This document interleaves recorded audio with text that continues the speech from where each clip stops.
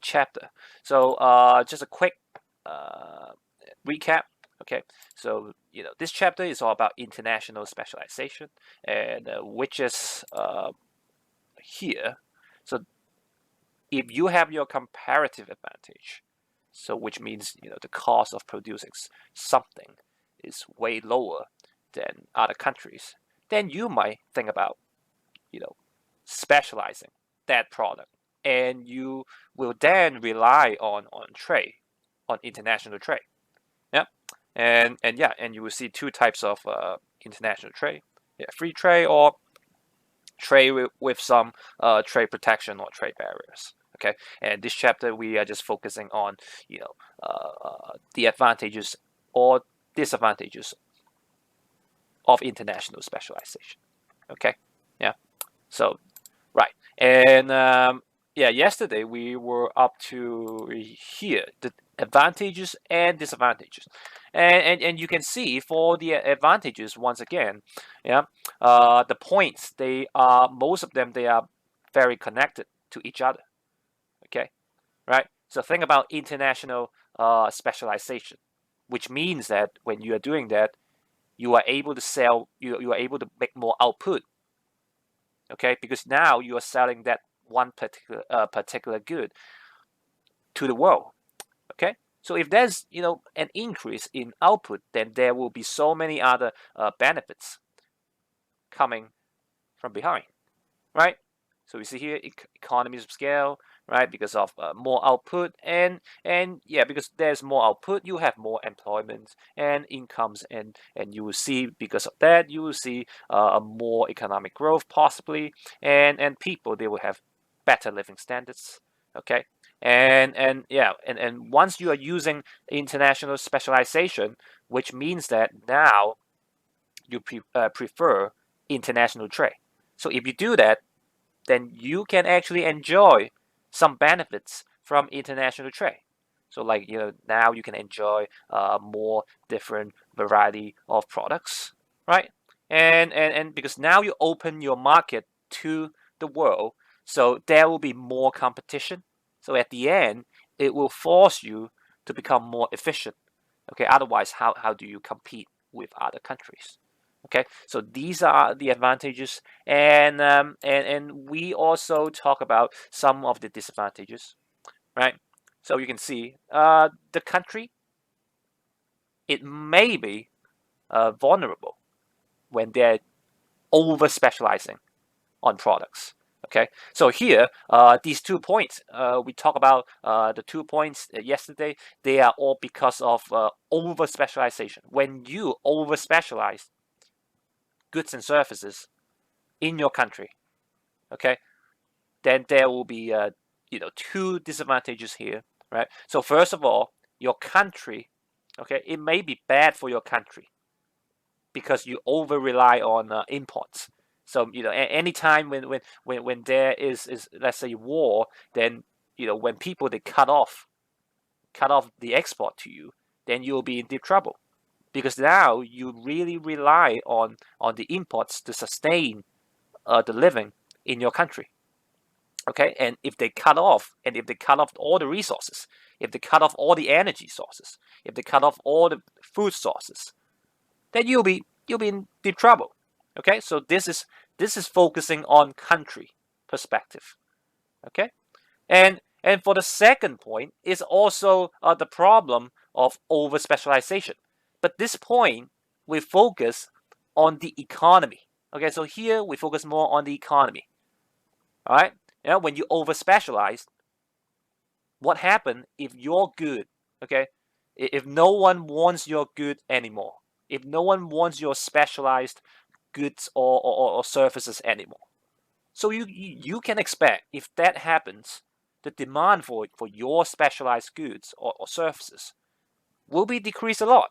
If that happens, it will, yeah, you can see it will give you a very direct impact on your economy, because now your economy only focuses on that particular goods because now you are doing international specialization, and if something happens, something bad happened to that particular good, then you will be in trouble. Okay, as well. So so the first one here focusing on the country in general, and the second one here we focus on the economy. All right, economy.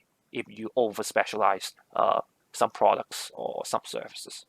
Okay, yeah, and you can see the third point here is because of the second point.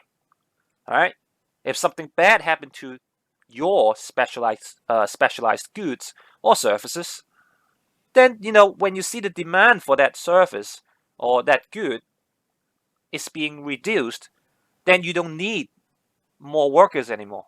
Okay, because now there's no more demand, and you have to cut costs, right?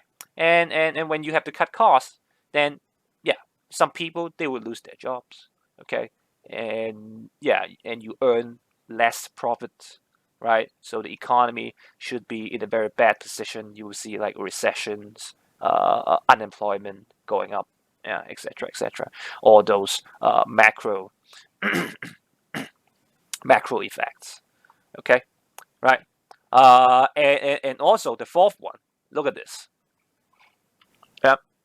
So when you over specialize, it's very obvious because now you focus on using, let's say, one particular material for your specialized good.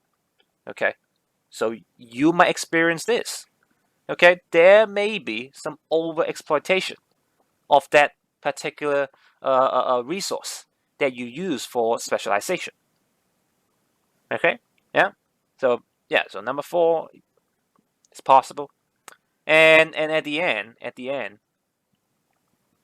see, because now we are assuming we are using specialization.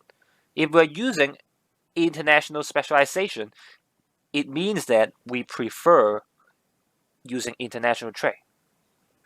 Okay, so if we prefer that, then which means we have to use foreign exchange. So the foreign currencies for transactions. Okay, but see every day your foreign exchange. Okay, the currency rates they are moving ups and downs. Okay, and that might give you a problem if you do that.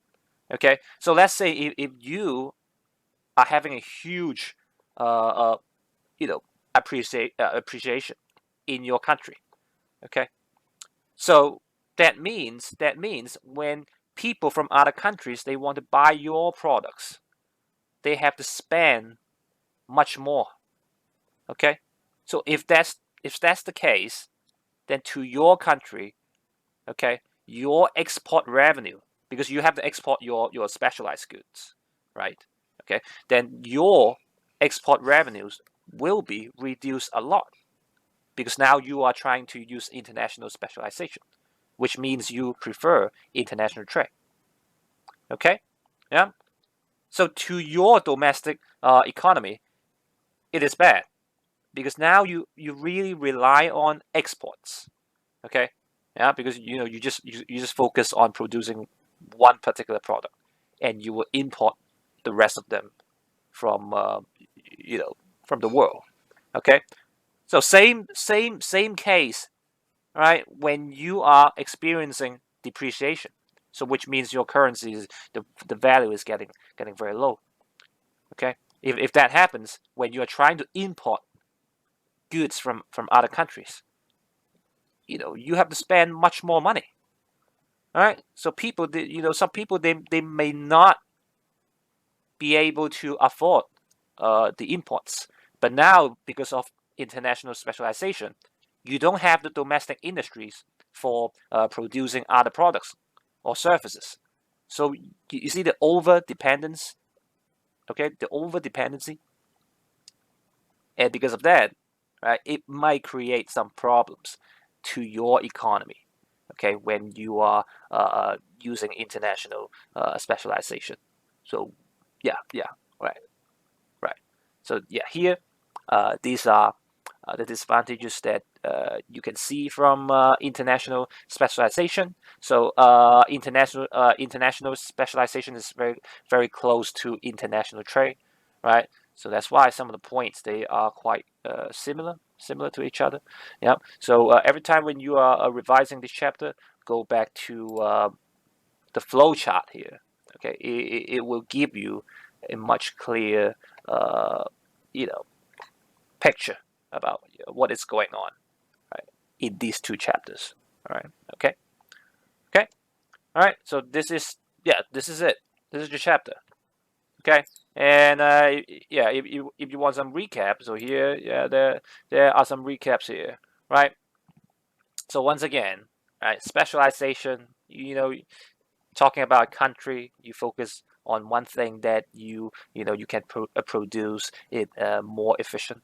Okay, more efficiently, right? So usually, we talk about, okay, yeah, the advantages from like the climate, the geography, right? The technology, the skills, okay, right? All those things. Okay, that's why we can come up with that specialization for the nation. Okay, yeah. Right, but you can see there are still so many disadvantages in international specialization. All right. So yeah, so that's all for the chapter here. Okay. So yeah, so this is international specialization. It's a very short chapter. All right. And here, yeah, I have some exercise for you to finish in your own time. All right. So you can go back to the slides and find the exercise here. Okay. And I have provided the mark scheme right here. Okay. So yeah, so do some exercise after you have done your revision to see if you really understand this very small chapter. Okay, yeah. So yeah, all right. So now let's go to the MC that you have finished. In general, you can see the average of the MC is about 25, okay, out of 30. Yeah, out of 30. And the range is about from 18 marks to 30 marks. Okay, so try to shorten this distance here. Okay, and you see, so I only have 20. I only have 20 responses. So which means that there are 2 missing students. Okay, and I've checked, and I've checked, and I've checked, like who are the missing students, and John, you are one of them. Okay, and also one more, Darren. Hey, Darren. Okay, so you two, please finish the MC questions. Okay, all right. But you know what? I'm gonna give you two some extra work to do. Okay. Yes. All right. You have to do it. Yeah, you have to do it. You see, everyone else, okay, has done, the job. Just you two. So I'm gonna give you some extra tasks. All right. So John and Darren.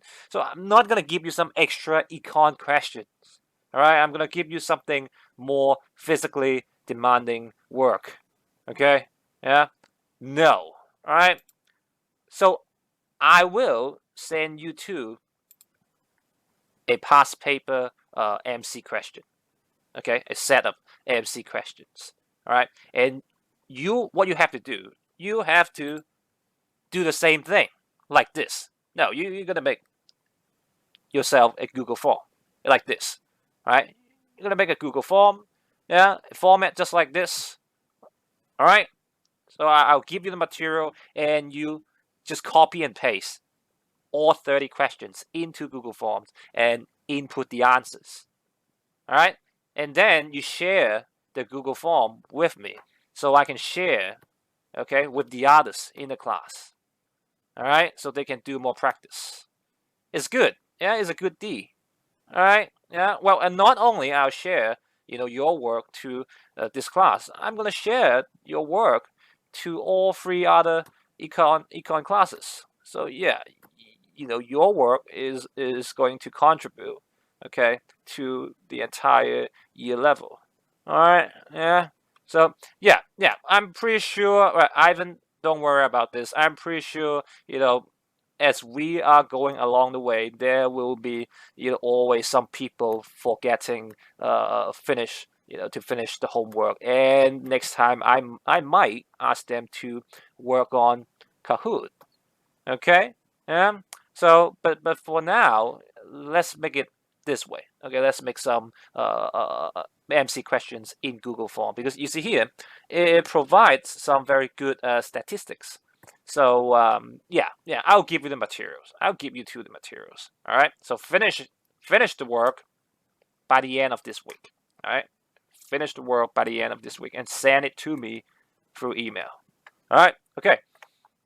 All right, so let's go through some of the questions, because you see here, if you're using Google Form, I can see which question people they actually have difficulties. All right, so yeah, let's go to this one here. All right, number four. All right, so what can be found in a market economy? So most of you answer uh, externalities and monopolies. Okay, so yeah, that is a correct answer, obviously, right? Because in the market economy, everything will be led by the market. So sometimes you will see the rich people, they are getting more rich, and the poor people, they are getting more poor. All right. Um, well, you see here. Well, I think they are trying to say market failure. So basically, this option A here, they're trying to say market failure, right? Because you have, yeah, because of market economy, you will see monopolies.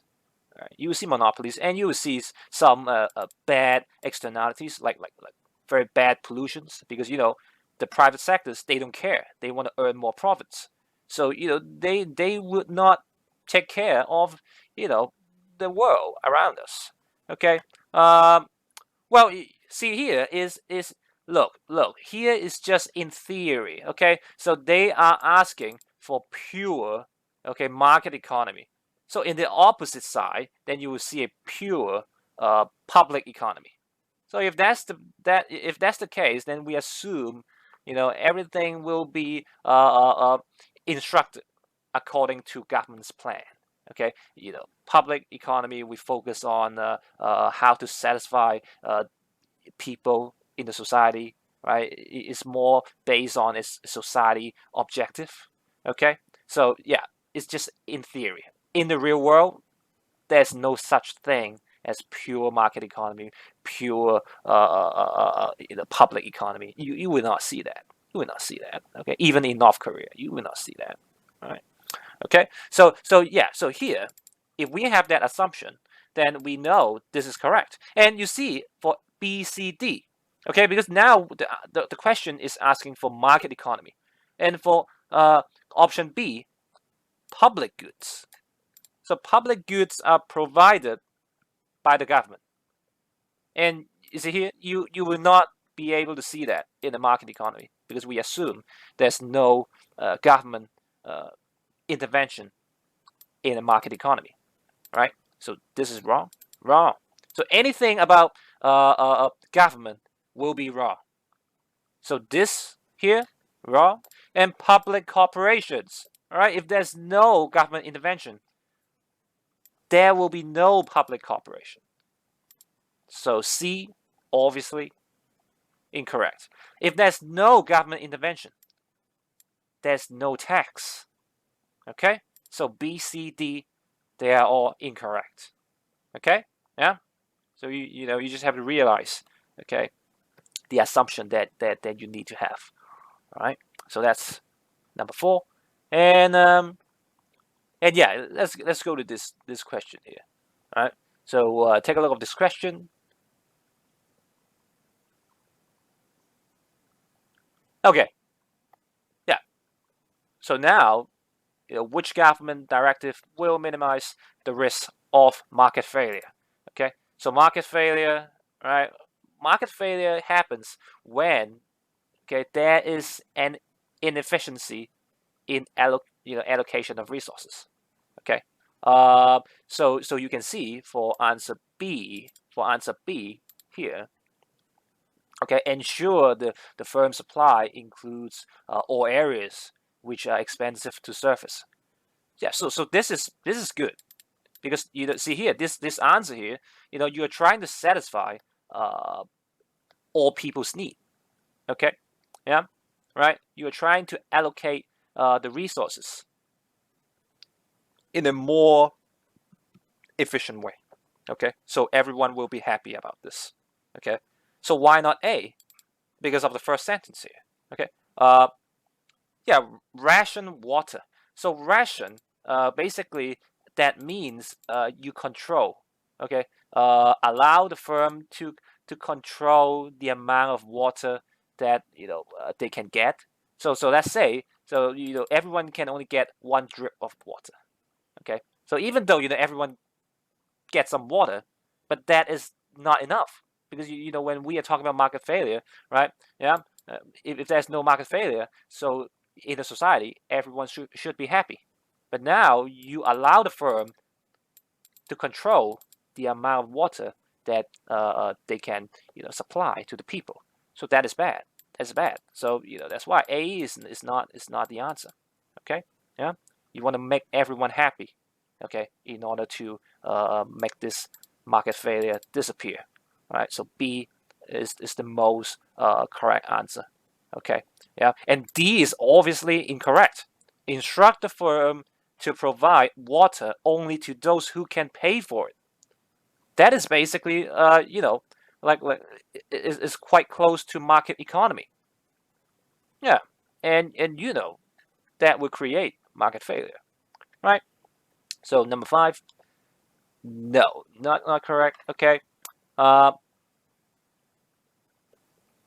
well, Ivan is just a very extreme example. Okay. Yeah, it's just a very extreme example. Right. So when the firm they can control how much you can get, how much water you can get. Okay. Even when everyone can get one drip of water, it's not helping. It's not helping society. Okay, because you cannot survive with just one drip of water. All right. So yeah. So that's when you are trying to think of the examples, try to make some very extreme examples that will give you a way better understanding on some sometimes very conceptual ideas. Right. Yeah. Let's move on. And yeah. So you guys have done a pretty good job. And here, all right, I can see some some people you chose this. So here, the question is asking, okay, right, 3 people, X, Y, C, and try to arrange them from lowest income to highest income. Um, wait, where is wait, can I go to duplicate? Yeah. Yep. All right. Do that. All right. So wait. Okay. Let's go to. Oh yeah, here. All right. So when we look at this, all right, we have some necessities, some I would say normal goods, or you can say luxury goods. Okay. So you can see, right, when a person is earning a higher income, right, that person will spend a higher percentage of the income for normal goods, right? Right? So when we are trying to arrange them in different income level, we will use this concept, all right, to give us the direction. So for person C, obviously this guy is the poorest, right? Because you see here, that guy spends 50% of the income for necessities, and then 50% for normal goods, right? And what about person Y? 25%, and then 75% for the normal goods. And what about person X? 30% for necessities and 70% for normal goods. So you can see person Y spend the least on necessities and spend the most on normal goods. So this guy here should be the one with the highest income, right? So I would say it should be C, X, Y. All right? Okay? Okay? So yeah, you just have to group these two together, okay? To give yourself a very clear picture because they are the same, right? Luxury goods, entertainment, leisure, right? They are the same. They are all normal goods and services, right? So when you group them together, then you will find the answer. So the answer, yeah, C, X, Y, right? So not X, not Y, X, C.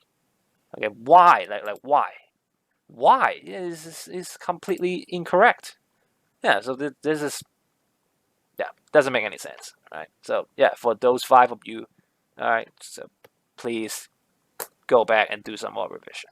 All right, okay, all right, and let's go to oh, this one here, right? You can see 12, yeah, 12 of you got it correctly, and 8 of you, wow, what is happening here? So a firm's average revenue is $10, and it sells 2,000 units.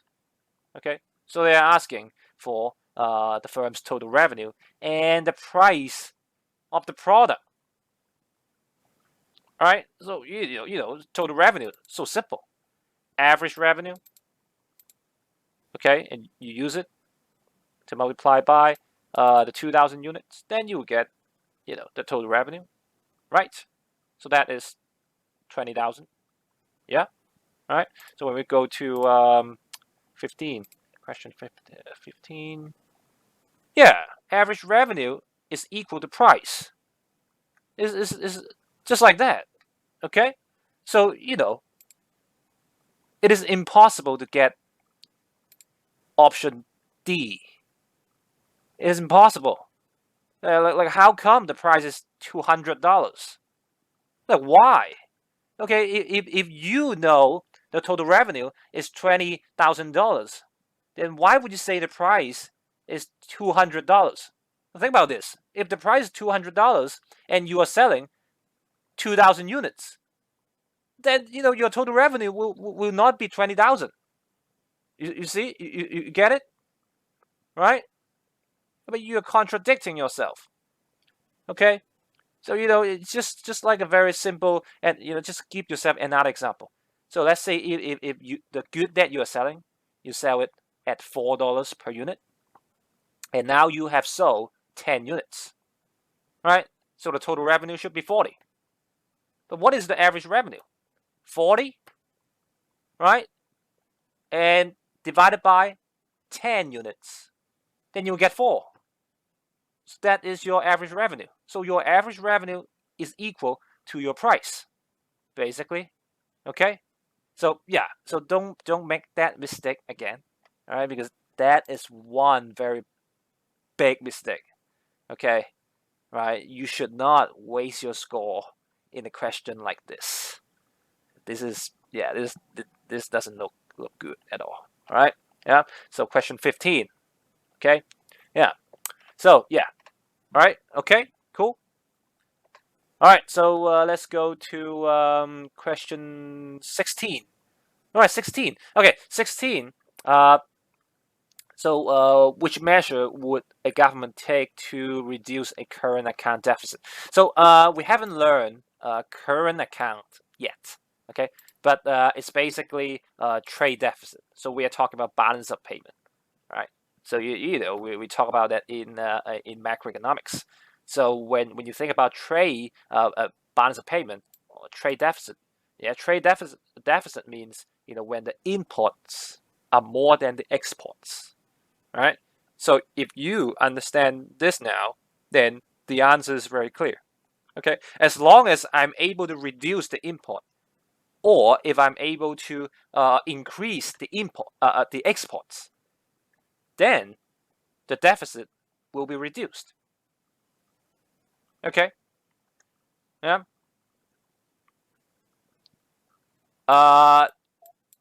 Well, look. Well, we will talk about current account in detail, so don't worry about this. So current account is basically just about, it's all about your exports and imports in a country, okay?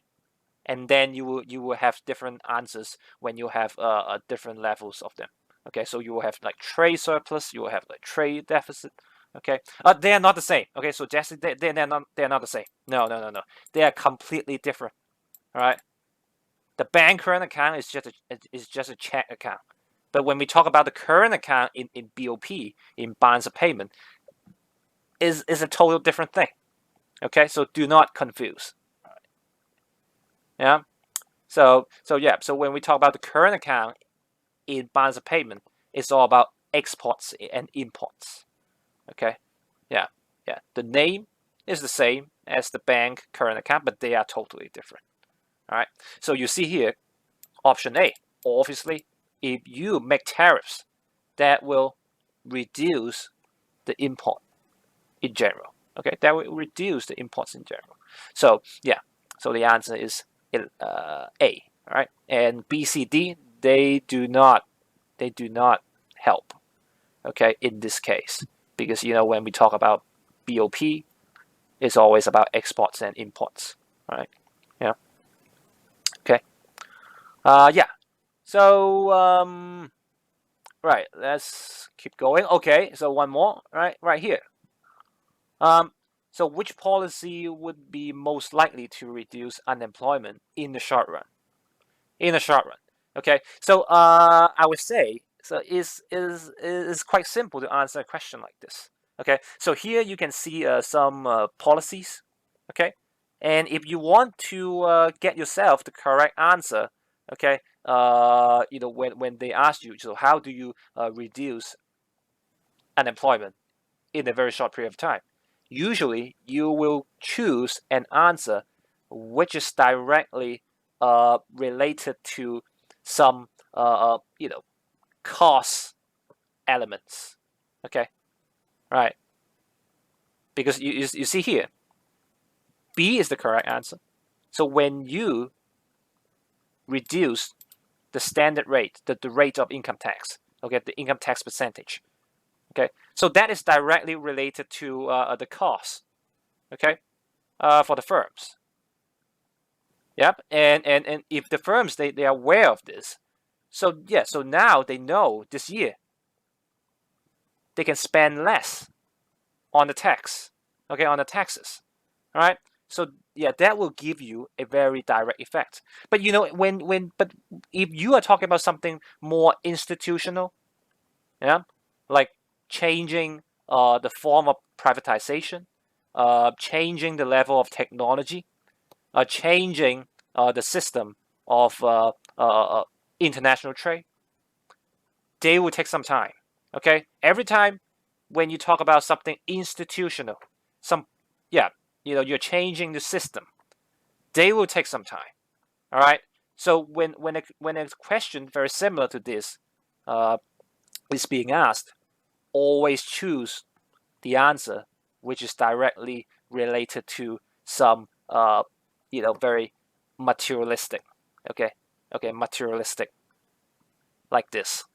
All right, so that will give you a correct answer. Okay, all right, so that's question 19. Yeah. Okay, and question 20. Question 20. So see, in this question, you have to be careful. Okay, so now the question is asking. So a country is having the highest GDP per capita in the world. All right. If this is your exam and you see a question very similar to this, but now it is asking a country has the highest GDP in the world without the words per head, then your answer will be different. Okay? So, yeah, make sure you get this correctly. When they ask about GDP per head, it's more about a person. Okay? So it's more related to your standards of living. All right. So when you see this, so you are going to pick a choice which is more about standards of living, which is D, option D. Okay. But when they ask you just GDP, the country, okay, the country's economy, so you are not going to pick D by then. You are going to pick A if the question is asking for this one, but without these two words. You will pick A if that happens, because when you think about GDP, is the total output in a country. So how do you describe it? So yes, it has the world's biggest economy, right? Because now it has the highest output in the world. Okay, but now it's because they're asking for GDP per head. It's about person. So it's about person's standards of living. Okay, yeah, yeah. So make sure you get that correctly. All right. So you may see that variation in your exam. Okay. So yeah. Right. So 20. So that's 20. Okay. Yeah. So 20, and yeah, let's move on. Yeah, pretty good. Pretty good.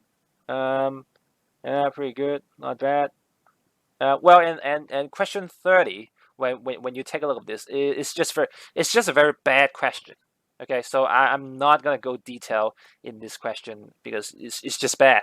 It's a bad question, and every year, you just have to expect. You just have to expect. You might encounter some very bad questions, some very confusing questions. So there's no point for me to discuss this question with you, right? Because there are so many arguments behind, right? I'm pretty sure there are so many arguments behind this question here. So yeah, if you see that question, something like this, then good luck, all right? Okay, so yeah, so that's MC. All right, that's the MC. So if you have any more questions that you want me to explain, then you can always send me the email asking. All right, okay, and yeah, so that's all for now. All right, for the MC. Okay, yeah, okay,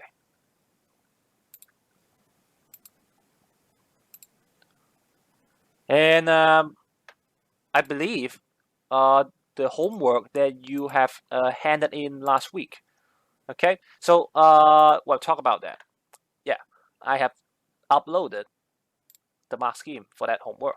Oh, nope, can't see it, but it's here. All right, it's here. So go there and check out the mark scheme and see if you have got the points first, and then we'll discuss it later. All right, okay, yeah. But about the homework from last week, okay. Once again, I think I saw some people who haven't handed in the homework. Okay, so for those people, I would say you are going to do the same work. Yeah, yeah, I know, Jesse. That question is just too confusing. So I'm not gonna discuss that question, right? Because it's just a bad question. Okay, yeah. So yeah, okay. And for the homework last week, okay, there are 3 students who haven't handed in the homework. So for those 3 of you, okay, all right, okay, yeah. So yeah, for those 3 of you, I guess I'm just gonna ask you to do the same thing.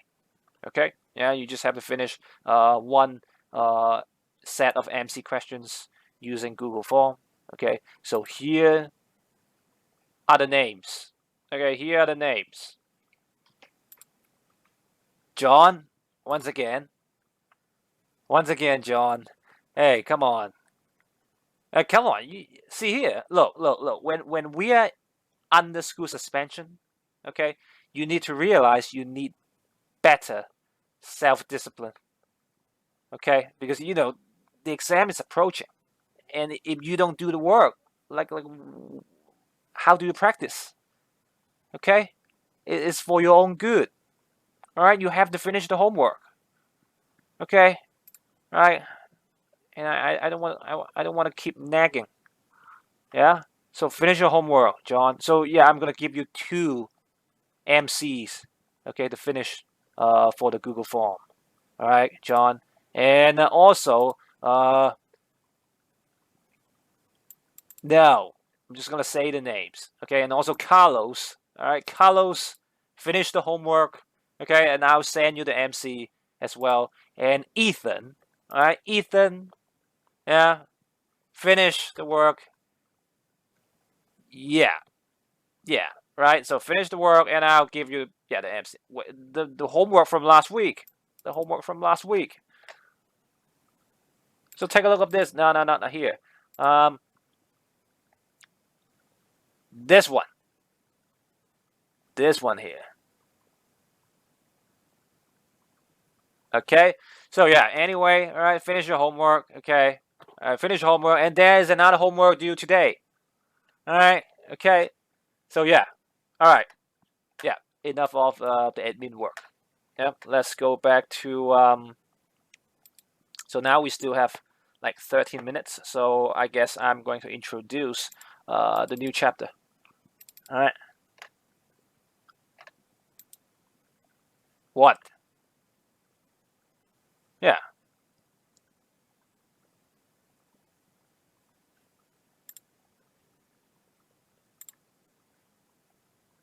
What is it? No, the MC, you have done the MC. But for the short questions, okay, about development economics, that one, you haven't done it yet. You haven't done it yet.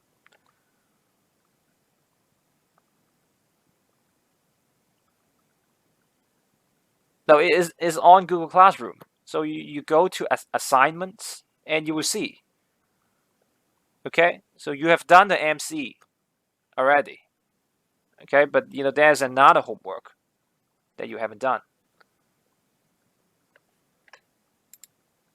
So yeah, just go to classwork and you will see here. All right. Okay. All right. So yeah. Okay. So after international trade and international specialization, then we will go to exchange rates. And I'm pretty sure you all know what exchange rates are, right? Because every time when you go on traveling, then you need that. Okay, so so that's why exchange rates. This is the topic that we will discuss. Okay, yeah, for this chapter, right? But first of all, right, let's take a look at this video here. All right, this video here. So talking about the world's most confusing currency. Yeah. So yeah, take your time and watch that video.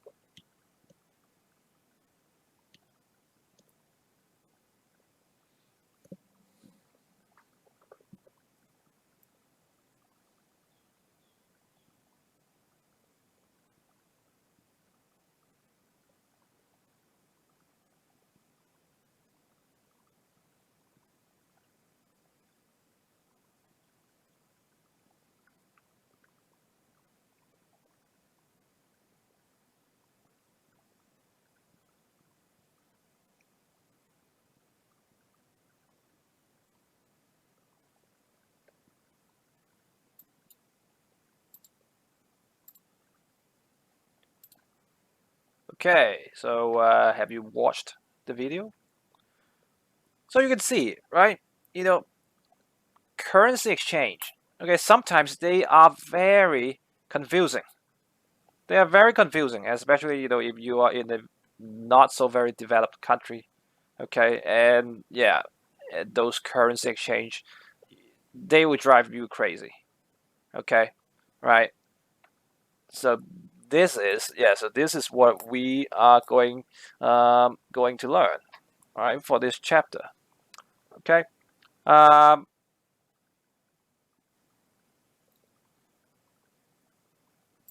well, I guess if I go to Iran, then I would just pay U.S. dollars. Yeah.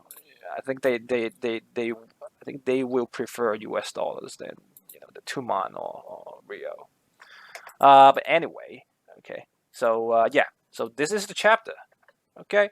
Um, well, not so sure. Not sure. Maybe, yeah, about hyperinflation. Maybe, or yeah, could be. Maybe they have printed so much money.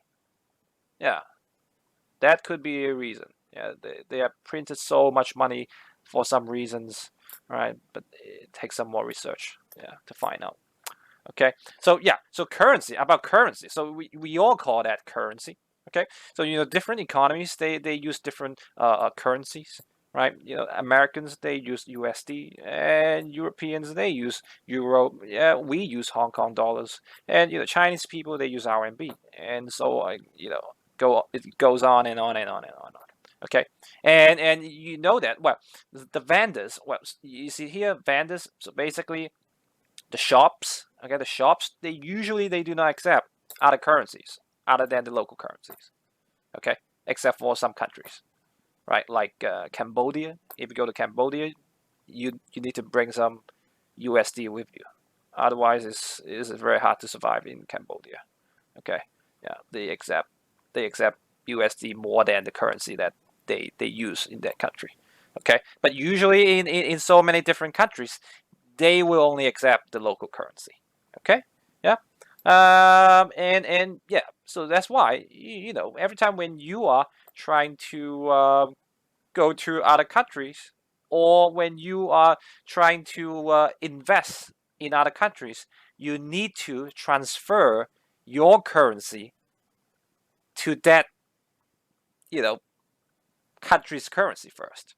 Okay, before you can go on traveling, or before you can invest. Okay, so that's a step that you have to do every time. Okay, yeah. And every time when you are trying to do that, you will have to look at the exchange rates. Okay, so the exchange rates they are just basic mathematics. Okay, yeah. Right, because I think we talked about this last year during one particular chapter. I forgot. Banking system. Yeah, I think so. Yeah, like commercial bank. Yeah, commercial bank. Some of the services about commercial bank. Exchange rate services. Okay, yeah, foreign exchange. Yeah, that is one of their functions. Okay, yeah, and look at this picture here. This one here. What does it mean? What does it mean? Anyone who can explain this? So Hong Kong dollar to RMB.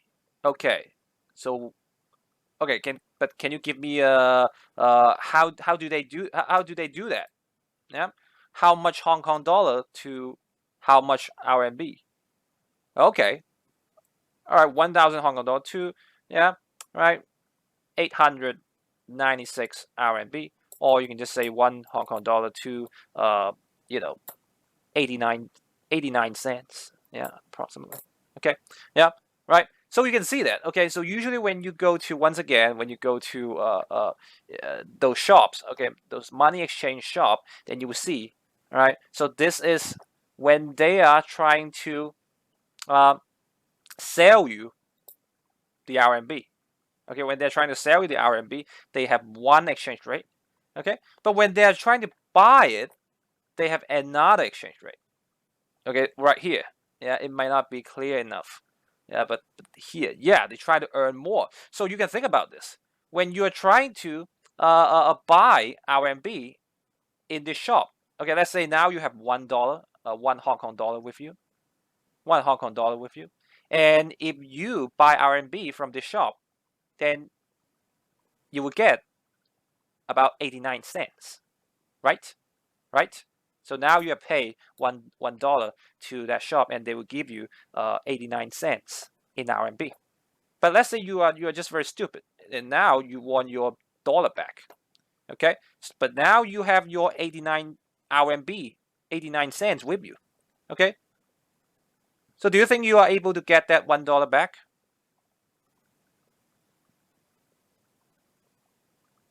No, right? No, because you see here another rate when they're trying to buy, okay, when they're trying to buy back the currency is 905. But now the RMB that you have, you only have 89 cents. Okay? And you need 90 cents RMB in order to get $1 back. Okay? So the difference here, that's where they can earn the profit. Okay? Yeah, you can see. Okay, this is how they work. This is how they work. Okay, yeah, this is exactly how they make the money. How they make the profit. Okay, so yeah, this currency exchange. Okay, so this chapter we focus on, yeah, currency exchange between one country to another. All right. Okay. Yeah. So sometimes you might have to do some calculations. Okay, but they are very simple calculations. All right. Okay. So yeah. And yeah, I think I'm gonna stop here. Yeah. So next week we will go to yeah, the main topic. All right. So that's all for today. Okay. And yeah. So about the MC, after you finish the MC in Google Form, send it to my email. All right. Well, share it. Yeah, share it with me. Okay, because I want to edit your Google Form too. All right. So share the form with me. All right. Okay. So that's all for today. All right. Okay. If you if you want to do some practice, go back to your PowerPoint for international specialization, and you will see the exercise. Okay. Yeah. In the last slides. All right. Okay. All right. Bye, guys. Go to the other subject. Bye bye. Bye bye. Bye bye. Bye bye. Bye. Okay. Bye bye. Bye. All right. Bye bye. All right. All right. Go.